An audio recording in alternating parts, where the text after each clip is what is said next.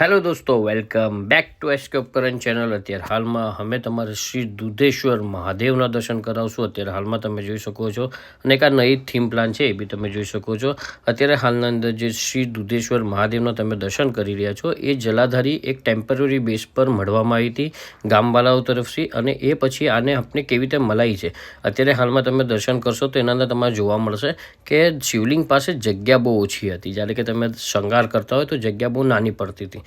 તો અત્યારે હાલમાં આપણે જે જલાધારી બનાવી છે એમાં શું ચેન્જીસ કરવા છે અને કેવી રીતે આ જલાધારીને સેટઅપ કરી છે એ બી તમે જોઈ શકો છો। અને પછી આ જલાધારી ગામના વડીલો પ્રત્યે મૂકી અને મહાદેવને અર્પણ કરવામાં આવી છે।